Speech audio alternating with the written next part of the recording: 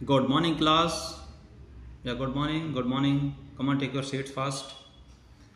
Everybody will sit. Come on, come on. Okay, so my dear students, you are once again welcome to the Flow Institute. आपका एक बार फिर से the flow institute में स्वागत है और उन सभी स्टूडेंट्स का भी स्वागत है जो कि हमें अपने घर बैठे ऑनलाइन तरीके से सुन रहे हैं. And once again, I want to say the same thing to you that if there is any new student in you or you are a new student yourself, कि अगर आप खुद एक नए स्टूडेंट है या फिर आपके आसपास कोई नए स्टूडेंट हैं या आप में कोई नए स्टूडेंट है तो इस चैनल को सब्सक्राइब करें जिससे कि आप इस लेक्चर से और जो पहले के जो लेक्चर हैं और आने वाले सभी लेक्चर से आप कनेक्ट हो सके और अपने इंग्लिश को आप इम्प्रूव कर सकें और आप इन सबको उस व्यक्ति के साथ, उस स्टूडेंट के साथ, उस फ्रेंड के साथ शेयर करें जो कि इंग्लिश को समझना चाहते हैं और इसको सीखना चाहते हैं.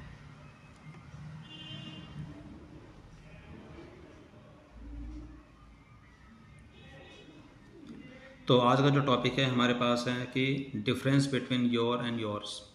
क्या आपने अपने सेंटेंसेस में बहुत बार योर को भी यूज़ किया होगा, बहुत बार योर्स को भी यूज़ किया होगा, आपने लिखा हुआ देखा होगा, but do you really understand the logic of your and yours? आज की क्लास में आप इन लॉजिक्स को समझेंगे कि आपको योर कहाँ लिखना चाहिए और योर्स कहाँ लिखना चाहिए और दोनों में डिफरेंस क्या है.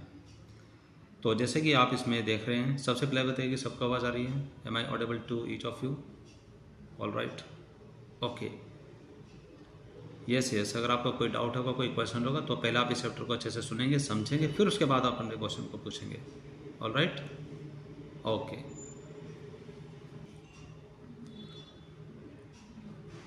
तो सबसे पहले इसमें बात करते हैं कि दोनों का मीनिंग क्या है, कि दोनों का जो मीनिंग है, जो अर्थ है, वो आपका और तुम्हारा दोनों ही है.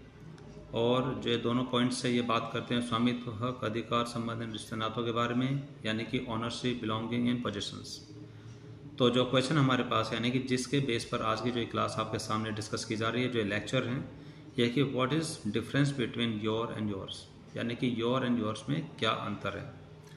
तो इसके लिए आपको कुछ बातों पर ध्यान देना होगा कि जैसे कि आपने कोई भी सेंटेंस लिखा है, सपोज़ कीजिए कि आपने कोई भी सेंटेंस लिखा है, ओके, और आपको ये समझना है कि आप उसमें योर और योर्स को कहाँ और कैसे लिख रहे हैं. कि जैसे कि आपने योर को लिखा है तो इसमें आपको एक बात ध्यान रखनी, या तो योर आपके सेंटेंस के शुरू में आ सकता है या फिर आपके सेंटेंस के बीच में आ सकते हैं और उसके बाद सेंटेंस जाकर के ये फिनिश हो जाते हैं. उसके बाद कि अगर आप योर के बारे में समझ चुके हैं, उसके बाद फिर आप योर्स के बारे में समझना चाहते हैं, तो योर्स को समझने के लिए आज की जो एक क्लास है ये आपको बहुत अच्छे तरीके से समझनी है और एक एक पॉइंट पर आपको ध्यान देना है. और फिर आप इसमें योर्स लिखते हैं तो इसमें आपको यही पॉइंट समझना है कि आप इस योर्स को कैसे और कहाँ यूज़ करते हैं.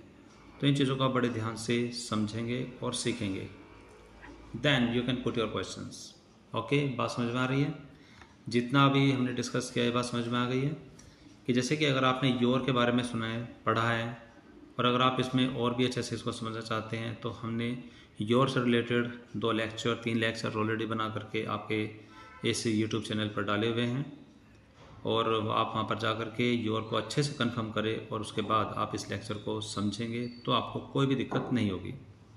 ऑलराइट, तो अब जो पॉइंट्स हैं कि योर्स एंड योर को आप कैसे यूज़ करते हैं, दोनों में डिफरेंस क्या है, तो इसको और भी गहराई से समझने के लिए to understand the both of these points deeply we have to get some examples. अब इसमें कुछ एग्जाम्पल्स बना लेते हैं जिससे कि आप इसको और भी अच्छे से समझ पाएंगे.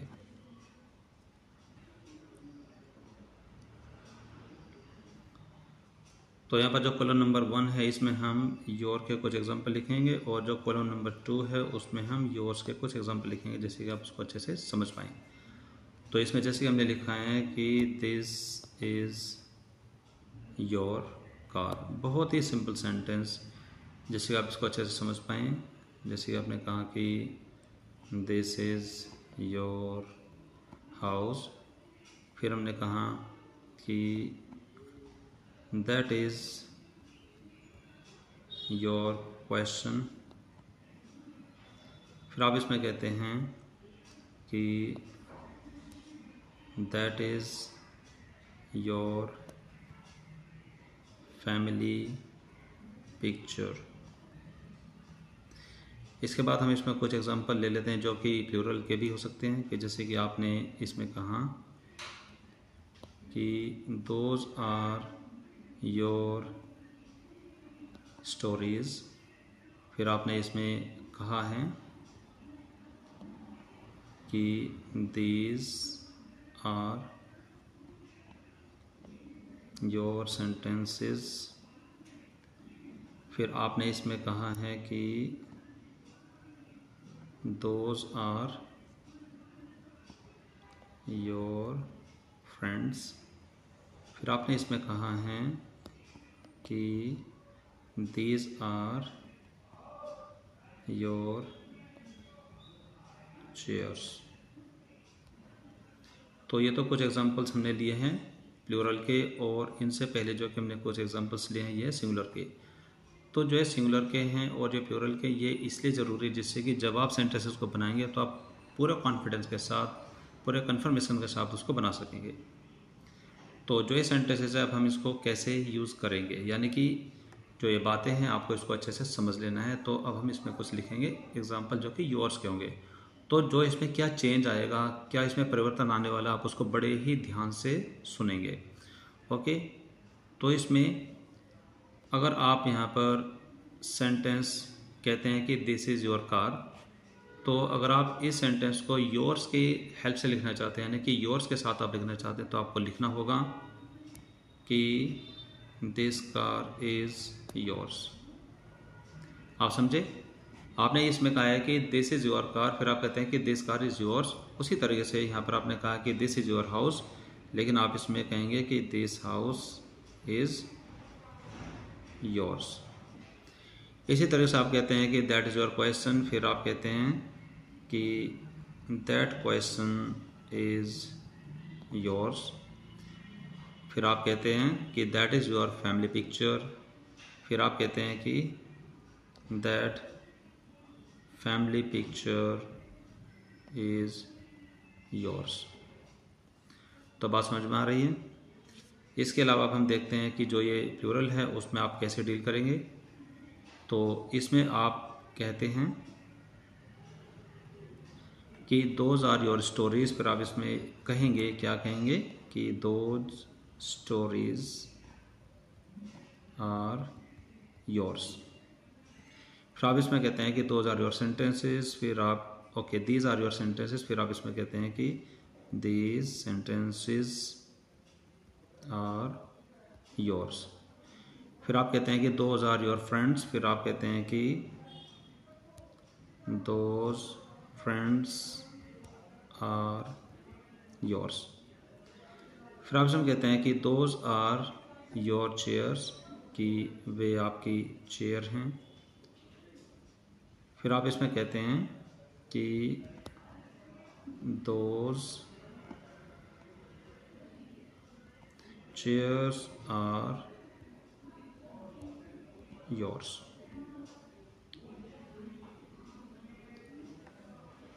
तो अब हम इन जो ये एग्जांपल आपके सामने लिखे हैं उनको अब हम एक्सप्लेन करने वाले हैं, और आपको एक एक बातों को बड़े ध्यान से सुनना है, समझना है। ऑलराइट, तो जैसे कि आप यहाँ पर ये देख रहे हैं कि जो योर है, तो सबसे पहले हम ये देखेंगे कि जो योर है, योर से आप क्या समझते हैं, योर क्या है।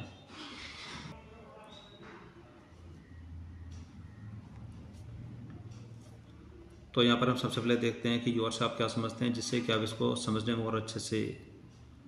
तो सबसे पहले आपको ये समझ जाना चाहिए कि योर क्या है और योर्स क्या है, तभी उसको आप डिफ्रेंशिएट कर सकते हैं। तो यहाँ पर हमारे पास एक क्वेश्चन बनेगा कि व्हाट इज़ योर। तो यहाँ पर आपका जो ये इसमें आंसर है कि your is a possessive adjective, कि जो योर है ये एक पजेसिव एडजेक्टिव होता है। और जो ये योर है, अगर आप यहाँ पर इसका एक क्वेश्चन डालते हैं कि योर्स क्या हैं, तो इसका जो आंसर है वो बहुत ही सिंपल है कि yours is a possessive pronoun. तो यानी कि जो योर है वो है एडजेक्टिव और जो ये योर्स है ये है प्रोनाउन। अब जो प्रोनाउन ये कौन सा है, तो इसमें हम कहते हैं कि इसमें सेकंड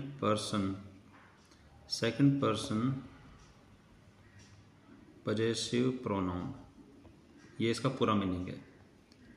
तो यहाँ पर ये सेकंड पर्सन क्या है, तो सेकंड पर्सन हमेशा वो व्यक्ति होता है कि जिससे हम बात करते हैं। फर्स्ट पर्सन होता है जो बातों को करना शुरू करता है, यानी कि अगर आप बात करना स्टार्ट करते हैं और सेंटेंस के स्टार्टिंग में जो बात करने वाला व्यक्ति है वो आई और वी होता है, दैट इज़ फर्स्ट पर्सन। और जिससे कि वो बात करता है, जिससे जैसे कि मैं आपसे बात कर रहा हूँ तो I am the first person, और जो आप हैं यू एक सेकंड पर्सन होते हैं। तो यहाँ पर जो योर्स हैं ये सेकंड पर्सन पॉजेसिव प्रोनाउन होता है, और जो योर है ये एक पॉजेसिव एडजेक्टिव होता है। ओके, एडजेक्टिव को हम क्या बोलेंगे हिंदी में, विशेषण, और जो प्रोनाउन को हम क्या बोलेंगे, सर्वनाम। ओके, अगर आप इसको हिंदी में लिखना चाहते हैं तो आप इसको हिंदी में भी लिख सकते हैं। तो आप इसमें हिंदी में क्या लिखेंगे कि अधिकारात्मक विशेषण।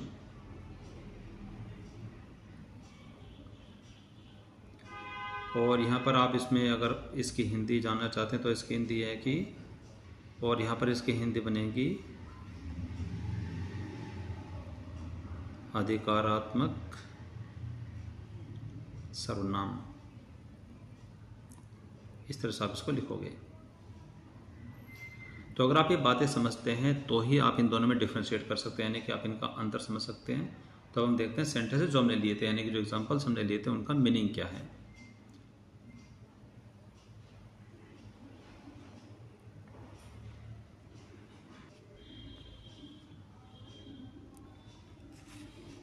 तो यहाँ पर अगर आप पहले सेंटेंस की हिंदी आप देखते हैं तो इसमें है कि दिस इज़ योर कार, यानी कि यह आपकी कार है।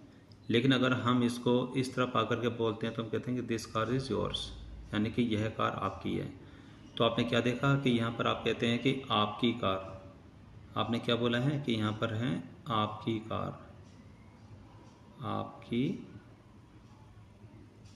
कार आपको यहाँ पर एक साथ बोलना होगा जब आप इसकी हिंदी पर जाएंगे।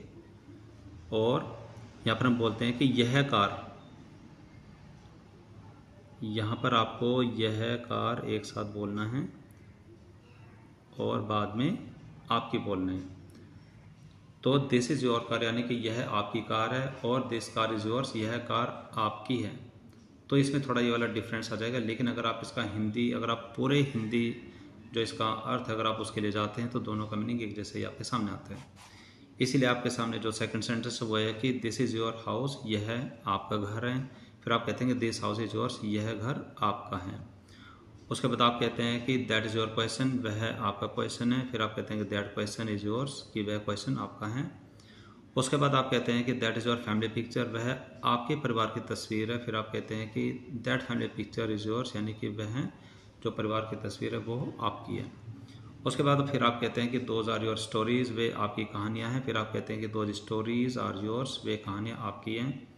आगे आप कहते हैं कि दीज आर योर सेंटेंसेस, वे आपके वाक्य हैं। फिर आप कहते हैं कि दीज सेंटेंसेस आर योर्स, वे ये वाक्य आपके हैं। फिर आप कहते हैं कि दोज आर योर फ्रेंड्स, वे आपके फ्रेंड्स हैं। फिर आप कहते हैं कि दोज फ्रेंड्स आर योर्स, वे जो फ्रेंड है वो आपके हैं। फिर आप इसमें कहते हैं कि दोज आर योर चेयर्स, वे आपकी चेयर्स हैं। फिर आप कहते हैं कि दो चेयर्स आर योर्स, वे चेयर आपकी हैं। तो इसमें ये डिफरेंस आ जाएगा आपको। तो बात यहाँ पर आपको कुछ समझ में आई है। इसका मतलब ये है कि जब आप योर को यूज़ करते हैं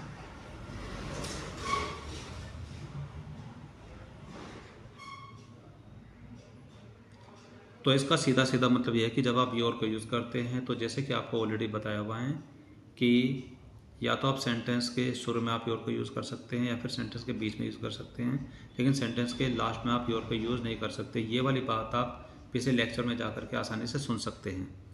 लेकिन जो सेंटेंसेस हमने लिखे हैं कि जो योर आपको लिखा हुआ है कि यहाँ पर सेंटेंस के बीच में हमने यूज़ किया है, और इसी सेंटेंस को अगर हम योर्स के तरीके से लिखेंगे तो उसमें आपको योर्स हमेशा सेंटेंस के बाद में नज़र आएगा। सेंटेंस के एंडिंग पॉइंट में आपको उसको लिखना है।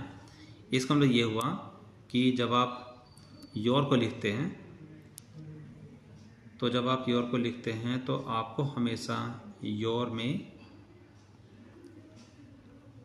आपको योर में हमेशा एक नाउन को ऐड करना होता है, लेकिन योर्स में आपको कोई भी नाउन यूज़ नहीं करनी, यानी कि जो योर्स हैं वो सिंगल ही लिखा जाता है, जबकि जो योर है वो हमेशा नाउन के साथ लिखा जाएगा। अगर आपने इसमें ध्यान दिया है तो जो आपके सामने जो सेंटेंस हैं तो आपने देखा है कि हमने लिखा है कि your house, your car, your family picture, your stories, यानी कि जितने भी पॉइंट आप यहाँ पर देख रहे हैं तो यहाँ पर योर के साथ हमेशा हमेशा कोई ना कोई इसमें ये नाउन लिखी हुई है। लेकिन आपने यहाँ पर देखा है कि जो योर्स है, योर के साथ इसमें कोई भी नाउन आपको नहीं लिखना है, क्योंकि ये एक प्रोनाउन है। ओके, ये इसमें डिफरेंस है।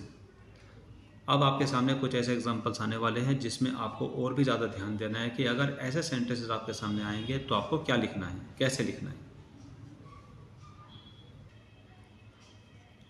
तो यहाँ पर आपके सामने कुछ अलग तरीके के कुछ एग्जांपल्स हैं, आपको उनको और भी ज़्यादा ध्यान से सुनना है। इस तरफ आपको योर के एग्जांपल्स मिलेंगे और इस तरफ आपको योर्स के एग्जांपल मिलेंगे।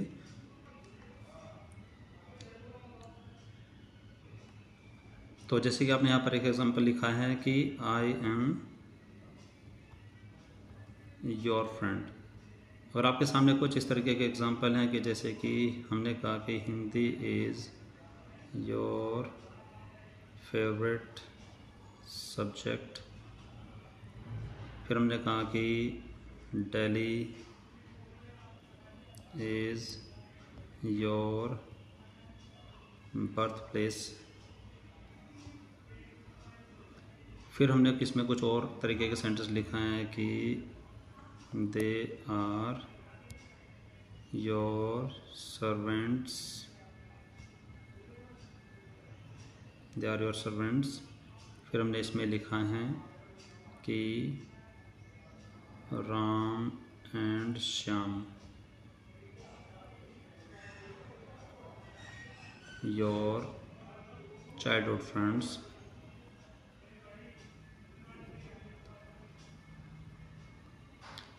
तो अगर आपके सामने इस तरीके के सेंटेंसेस आ जाते हैं तो आप इन तरीके के सेंटेंसेस को योर्स की सहायता से कैसे लिखोगे, तो आप सोचिए। कमान कोई बताएगा कि जो ये सेंटेंस आपके सामने है, अगर आप इनको योर्स की सहायता से लिखेंगे तो आप कैसे लिखोगे। तो इन सेंटेंसेस को भी आपको बड़े ध्यान से सुनना है। तो अगर आपने इसमें कहा है कि आई एम योर फ्रेंड, तो आप इस तरफ आकर के कहेंगे कि I am a friend of yours. तो आपको इस तरीके से आपको बोलना है। आपने कहा कि आई एम योर फ्रेंड, फिर आप इसमें कहते हैं कि I am a friend of yours. उसके बाद आप कहते हैं कि Hindi is your favourite subject, तो आप इसमें कहेंगे कि हिंदी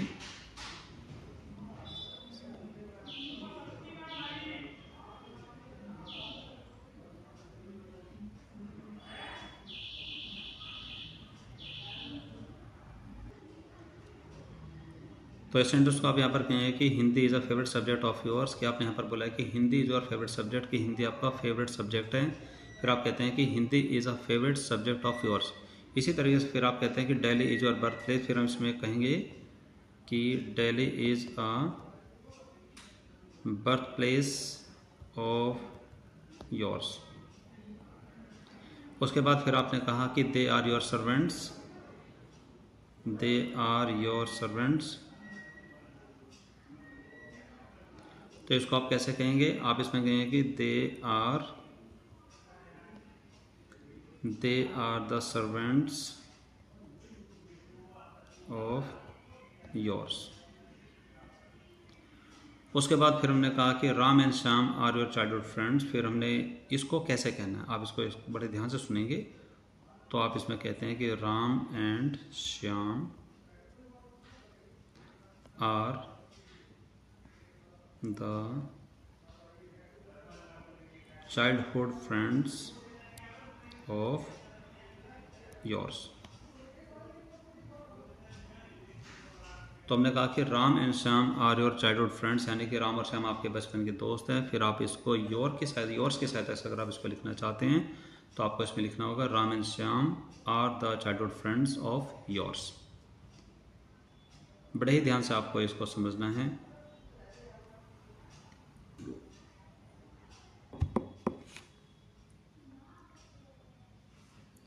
तो आप इस सेंटेंस को एक बार फिर से देखेंगे तो आपने इसमें बोला है कि आई एम योर फ्रेंड, कि मैं आपका दोस्त हूँ। फिर आप कहते हैं कि I am a friend of yours, इसका मतलब भी सेम है। फिर आप कहते हैं कि हिंदी इज़ योर सब्जेक्ट, कि हिंदी आपका फेवरेट सब्जेक्ट है, Hindi is your favourite subject. फिर आप कहते हैं कि Hindi is a favourite subject of yours. फिर आप कहते हैं कि Delhi is your birth place, कि दिल्ली आपका जन्म स्थान है। फिर आप कहते हैं कि Delhi is a birth place of yours, same meaning है। फिर आप कहते हैं कि दे आर योर सर्वेंट्स, वे आपके नौकर है। फिर आप कहते हैं कि they are the servants of yours. फिर उसके बाद आप कहते हैं कि Ram and Shyam are your childhood friends, इसके लिए आप बोलते हैं कि Ram and Shyam are the childhood friends of yours. तो जो ये चीज़ें हैं आपको बड़े ध्यान से समझनी है। बात समझ में आ गई आपको? Alright, okay. तो अब आप इसमें अपने क्वेश्चंस को पुट कर सकते हैं।